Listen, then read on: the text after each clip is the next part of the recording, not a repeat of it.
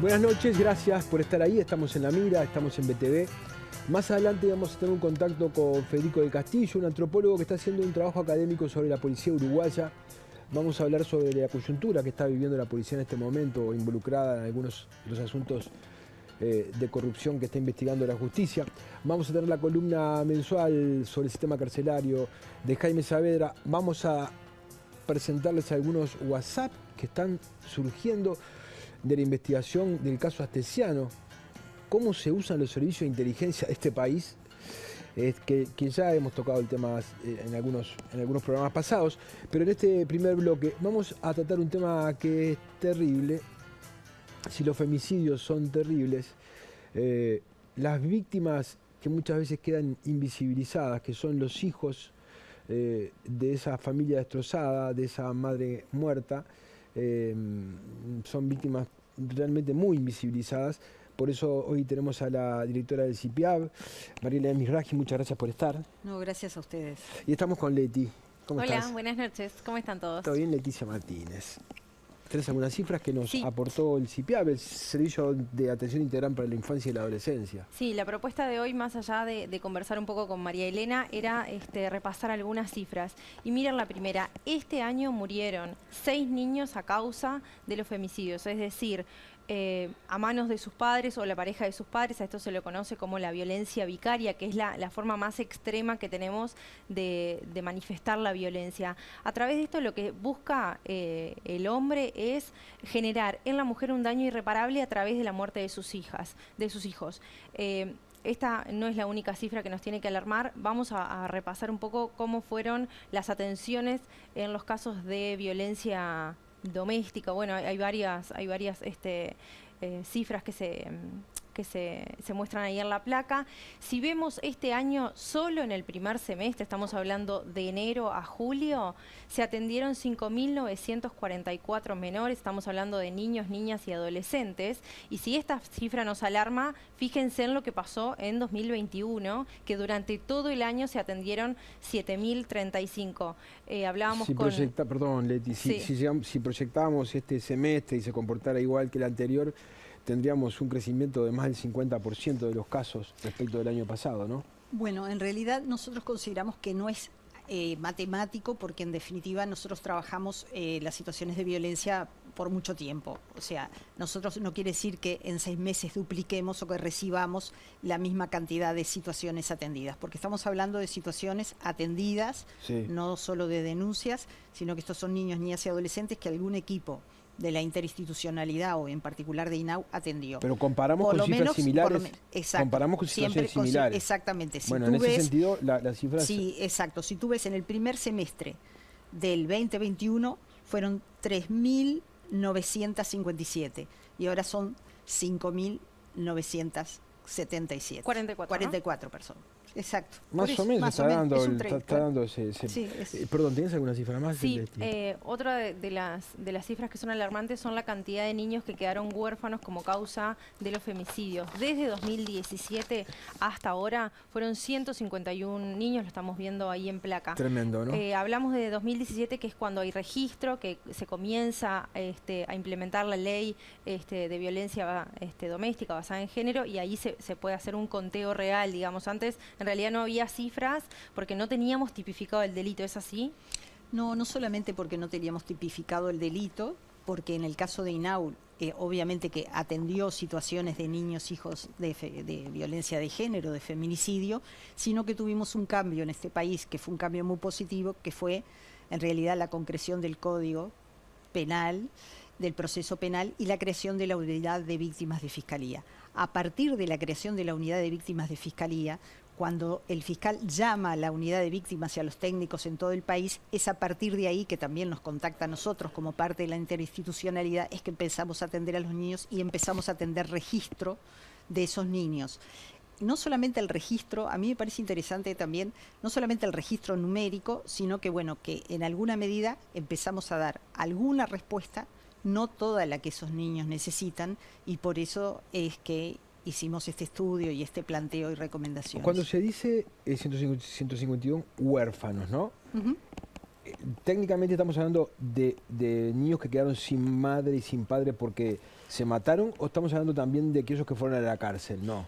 Bueno, el porcentaje de cuántos fueron a la cárcel no lo tengo. Son niños víctimas, hijos víctimas de feminicidio, obviamente femenino. Este caso, en los este caso 151. 151. La mayoría de los agresores o de los feminicidas se suicidan. Se suicida. En realidad no consideramos si está preso que no tenga padre. No, nosotros eso no lo consideramos.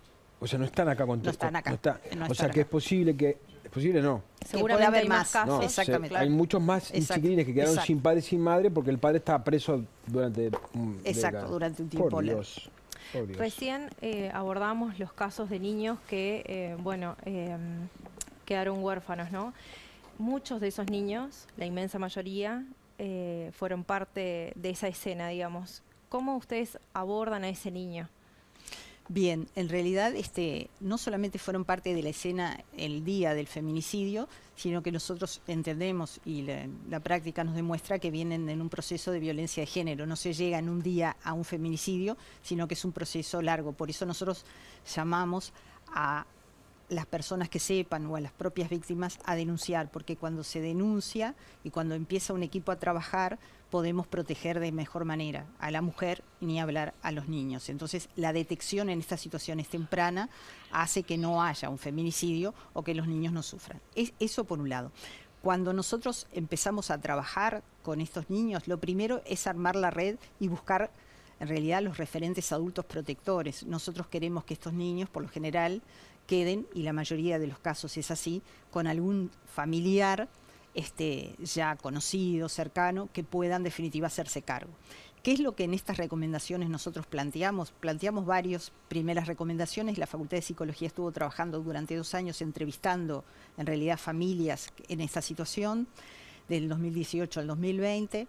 Y lo que planteamos es, bueno, que queden obviamente con las familias, que no se separen a los hermanos. Eso por suerte como Uruguay, por otros países no pasa, no hemos separado a los hermanos, o sea, las familias se han podido hacer cargo, pero somos conscientes que el Estado les debe dar apoyo a estas familias, no solo en recursos materiales, sino también en lo que viene a ser el sostén afectivo de una situación tan compleja. Y en eso tenemos dificultades aún. ¿Por qué? Bueno, porque no tenemos todos los técnicos necesarios en todo el territorio para dar estas apoyaturas, ni en los tiempos que se necesitaría. Marilena, cuando hubo esta actividad, Marila Solari, la directora de la Unidad de Víctimas de Fiscalía, dijo, me tomo el atrevimiento de pedir disculpas a los niños que tuvimos y que tenemos que atender porque como Estado llegamos tarde y muy mal, ¿no?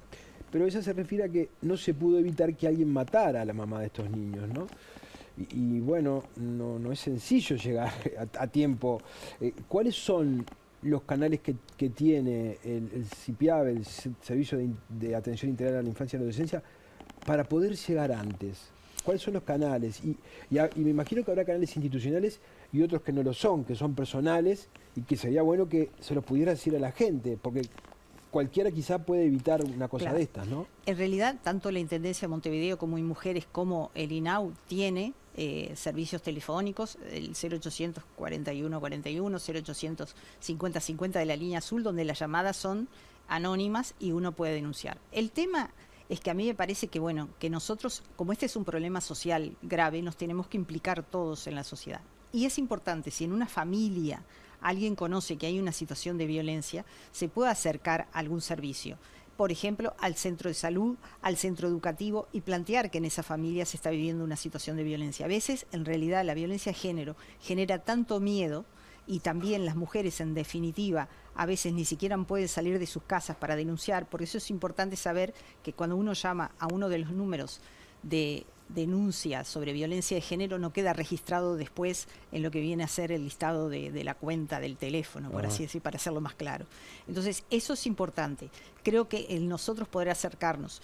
Nosotros tenemos protocolos en el Estado, en tanto el sector educativo como en el sector salud, que cuando son técnicos conscientes funcionan los protocolos y podemos trabajar las situaciones y detectar. Yo creo que hoy detectamos mejor, abordamos en el primer momento mejor, lo que nos falta es recursos sobre todo para un seguimiento a más largo plazo. Y con respecto al tema de los feminicidios, en definitiva tenemos que decir que si en definitiva si hubiera podido llegar antes, el feminicidio, una vez que lo está atendiendo un servicio, en particular las organizaciones no gubernamentales que trabajan con mujeres en todo el territorio, o también servicios de INAU, porque cuando detectamos una situación de violencia hacia un niño, por ejemplo, una maestra, nosotros abordamos a toda la familia. No podemos trabajar con los niños si no abordamos el ámbito familiar. Y muchas veces nos encontramos con violencia de género. O sea que nosotros ahí inmediatamente coordinamos con los servicios de mujeres que trabajan con violencia de género un abordaje familiar. Cuando es necesario judicializar, judicializamos tanto el juzgado de familia para pedir las medidas de protección, o cuando hay sospechas de abuso sexual o un delito más grave, ni hablar que coordinamos con la Fiscalía de forma cotidiana. Recién hablábamos del primer abordaje. En general son los policías los que llegan a esa escena primero. ¿Toda la policía está capacitada para abordar sobre todo a esos niños que quedaron en una situación de indefensión absoluta? Bueno, en realidad nosotros las recomendaciones que damos al Ministerio del Interior, con el cual coordinamos y hacemos talleres y han hecho talleres, a ver, el 100% no debe estar capacitado, sería... Lo que sí nosotros planteamos es que nosotros siempre, en el caso de los niños, queremos que el Ministerio del Interior tenga como el mínimo contacto, en definitiva. Ahí inmediatamente el Ministerio del Interior lo que tiene que remitir es, primero, separar a los niños de la escena. Eso es así. Y también de los medios de comunicación. Y también pedimos que en ese momento los niños no tengan tanto contacto, si podemos, con las redes sociales, porque a veces se dicen cosas que lo único que hacen es dañar a los niños, o empeorar la situación ya que están pasando o el sufrimiento que pasaron. Entonces, y ahí inmediatamente llega la Fiscalía. La Fiscalía llama o debe llamar a la unidad de víctimas y a partir de ahí los técnicos se tienen que hacer cargo. Esa es como las primeras medidas que nosotros planteamos y a partir de ahí, bueno, ni hablar que buscar a los referentes adultos, trabajar con ellos, porque también es cierto, y yo ya lo he dicho otras veces, no es sencillo para alguna familia que de la noche a la mañana te vengan, por más que sean tus sobrinos, tus primos, a vivir niños que pasaron por una situación tan traumática porque no era algo que tú tuvieras elegido o planificado. Por eso esas familias también necesitan apoyo, que a veces tiene que ver con apoyo de recursos económicos, sin lugar a dudas, hasta de mobiliario, porque nosotros tenemos que pensar que los niños van a pasar a vivir en otro lugar, pero también los soportes, cuando ellos obviamente lo requieran o lo necesiten, psicológicos de reparación de daño ante esta situación. Tenemos ONGs, bueno, y mujeres tal, y mujeres tal, y mujeres cual, ¿no? Que se enfocan en el acto violento y más detonante, que es la muerte, el femicidio, ¿no? Uh-huh. Y los chiquilines recién ahora empiezan a ser de alguna manera visibilizados, ¿verdad? Venimos como corriendo un poquito de atrás en ese aspecto. Sí. Y no hay casi organizaciones que velen por los derechos de los niños en ese terreno, digamos, ¿no? Bueno, las instituciones del Estado tenemos la obligación de velar. Ahí está. Ese es el tema. Ahí está. Las instituciones del Estado debemos velar y por eso se hizo hace 2 años este acuerdo. Nosotros ya lo veníamos trabajando con la Facultad de Psicología, con el apoyo de UNICEF, que es la que permite en realidad esta investigación. El INAU firma el acuerdo, INAU-CIPIA, porque la Fiscalía, la Facultad de Psicología y UNICEF es la que nos da como los recursos para llevarlo adelante. Para nosotros es muy importante que ante estos fenómenos sociales poder tener, por ejemplo, la palabra de la academia, porque los que estamos en el cotidiano, día a día, teniendo que atender estas situaciones, nosotros necesitamos generar conocimiento, saber en realidad que no debemos llevar tarde y también cuál es el fenómeno. Estas recomendaciones que nos hace la Facultad de Psicología en la Universidad de la República son importantes porque a nosotros nos marcan una ruta. El tema es que ahora como Estado nosotros debemos cumplir, nosotros nos planteamos 2023 poder armar una ruta más clara, porque esta que tenemos, hoy tenemos una ruta, pero obviamente tiene falencias, es más artesanal, surgió por la práctica, por la necesidad. Bueno, nosotros tenemos que tener siempre en estas cosas instituidas quiénes son los responsables, en qué momento operan, todo eso lo tenemos que tener planificado y es lo que pensamos planificar en el 2023, como tenemos planificado y tenemos establecido los protocolos cuando se detecta una situación en una escuela, cuando se detecta una mutualista o en ACE. ¿Qué es lo que ustedes, cuál es la descripción de la situación de un niño después que pasa por estas circunstancias?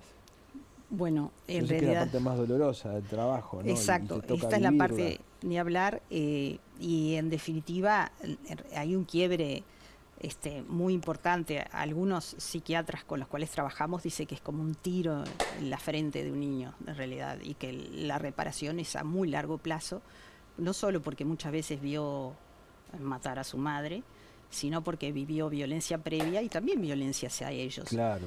Y ni hablar en las situaciones abusivas, que eso para mí es una de las situaciones. Las situaciones de abuso sexual para mí son de las situaciones de violación de derechos humanos más graves que puede vivir alguien, porque es muy difícil.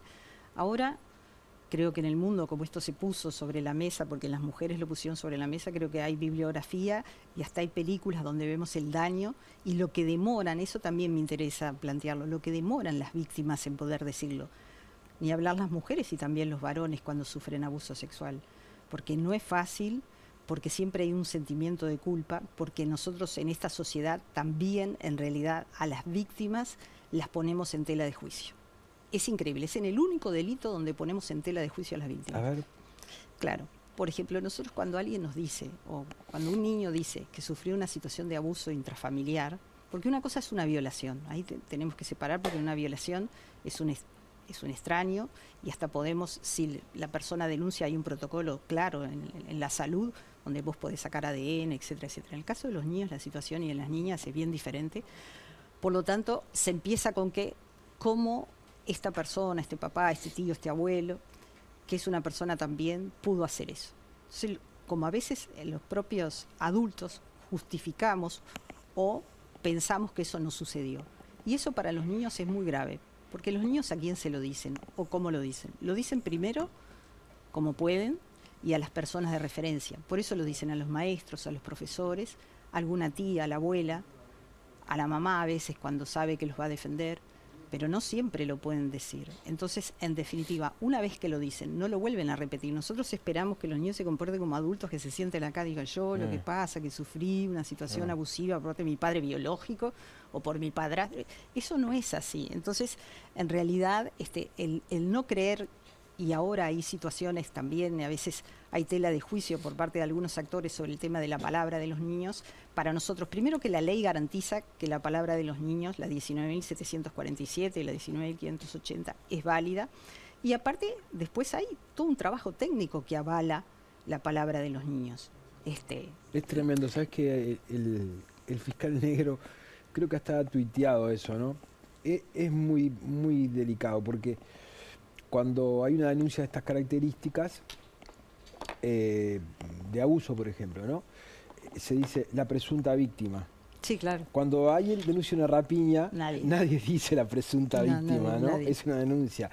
Y también, bueno, o sea, siempre está el tema de que es cierto de que alguien puede utilizar, nadie va a usar una rapiña para perjudicar a otro, pero siempre se piensa que alguien puede utilizar el argumento del abuso de una mujer para, ¿no? Y puede pasar. Puede pasar, eso. pero es pero el mínimo. la eventualidad hace claro. que se revictimice muchas veces a la pero víctima, ¿no? los porcentajes de falsas denuncias son tan mínimos, en realidad, que no sé por qué tienen que opacar a todo el resto, cuando nosotros hoy tenemos, y creo que ustedes tenían los datos, que nuestras situaciones de violencia se dan en el 97% en el entorno familiar comprobadas.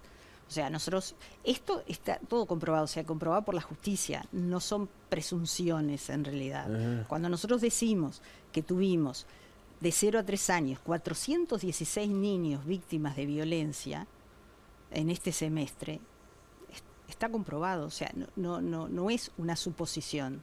Ni hablar, que también es importante verlo. Eso es lo que tenés registrado, ¿no? Exacto, los que nosotros llegamos, que no quiere decir que sean todas las situaciones. Lo mismo pasa con las situaciones de violencia de género. No todas las mujeres pueden denunciar. Bueno. Y también, a mí me parece interesante que nosotros tenemos en las primeras franjas etarias, y eso se repite, casi es un 46 o un 55% varones y niñas, ¿verdad? Después ya a partir digamos, como de la preadolescencia, adolescencia, que eso es importante decirlo, se dispara en las niñas. Puede haber situaciones de varones que no las sepamos, porque se denuncia menos. Por todo esto que recién decías. Exactamente. Una última cortita. Recién decías, el niño cuando logra decirlo, lo dice una sola vez. Como papás, como tíos, como abuelos, como miembros de esta sociedad, ¿a qué tenemos que estar atentos? ¿Qué detalles tenemos que afinar el ojo para que nos salte la alarma y decir, bueno, vamos a ver qué está pasando acá, cómo podemos actuar? Cambios de conductas, retraimiento o por el contrario, demasiado agitación, los niños se duermen en la escuela, pasan a tener, o en el liceo, pasan a tener comportamientos diferentes.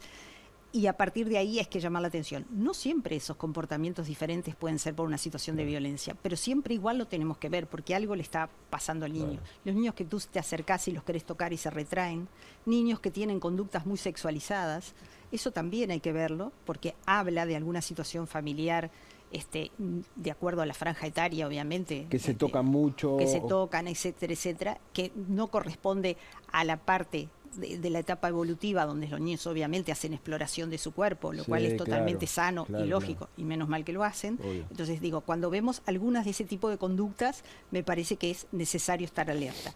Otro de los temas que nosotros recomendamos, porque tiene que ver con lo que tú decías, si denuncia falsa o no, nosotros fuimos el viernes a hacer un taller a Minas con todos los equipos de primera infancia del departamento de La Valleja, es que nosotros no interpretemos, los técnicos no interpretemos. Si el niño me dice, me pasó esto, me tocaron en tal lugar, nosotros tenemos que ponerlo entre comillas tal cual. Yo no interpreto, yo transcribo lo que el niño me dijo con sus palabras, aunque me parezca que no, porque eso después va a ser la prueba que va a tener la justicia, porque para nosotros también la justicia es quien determina si alguien es culpable o no. Entonces, eso, los informes nuestros siempre tienen que tener entrecomillado qué es lo que dicen los niños, no la interpretación del técnico. Bien. Y otro de los temas, nosotros a veces sabemos, sobre todo en las situaciones de abuso sexual, que no siempre podemos juzgar al agresor, porque no siempre se consiguen las pruebas, porque las pruebas en abuso sexual de niñas, niños y adolescentes es difícil por las características de cómo se da el abuso. No quiere decir que nosotros no trabajemos y no reparemos el daño sabiendo que eso es verdad. Cuando se dice, esto ocurre en todas las clases sociales, ¿verdad? Uno sabe que la violencia no mira a clases sociales, pero puede tener como un tufillo a, lo decimos para no estigmatizar, ¿no? Pasa en todas las clases sociales, pero puede ser que se vea más atemperada en algunas clases sociales porque tienen más capacidad de tapar. Sí, claro. En realidad, a ver, en los sectores pobres o vulnerables, el Estado ingresa a esas casas constantemente, porque entre otras cosas necesitan del Estado, necesitan de la alimentación, necesitan... Está presente el Estado. Está presente el Estado, está interviniendo, que no sabemos si a veces si es lo mismo, pero el Estado interviene.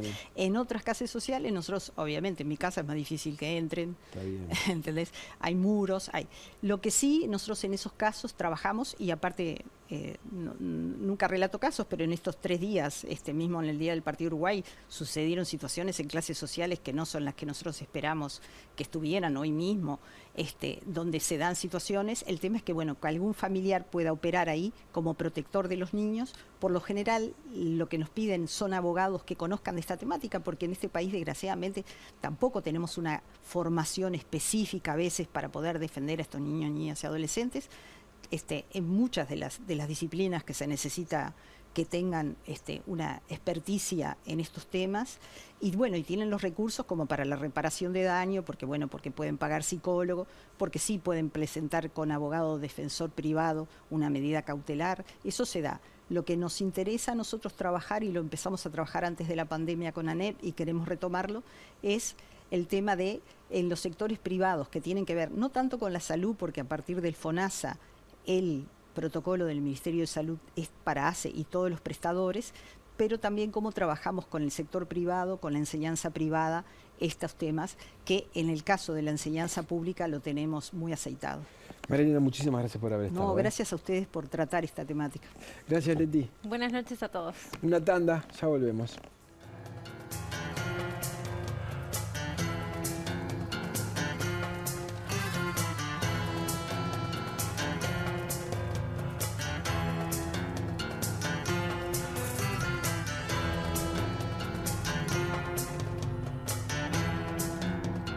Presenta Inco FNC Cutsa. Pronto, con pronto tenés con qué. Seguro Americano, la medicina privada a otro nivel. Catunasí, Terminal Cuenca del Plata, terminal especializada de contenedores Puerto de Montevideo. Salus, orgullo de nuestra naturaleza. Casmu, afiliate por el 1444 o en casmu.com.uy. Casmu, estamos para cuidarte. Santander, el mejor programa de beneficios. Soy Santander. SACEM, 70 años siendo protagonistas de las grandes obras de Uruguay. SWAT, que te brinda todo para hacer el examen médico de la libreta de conducir sin demoras. Reserva ahora en swat.com.uy. Y UTE,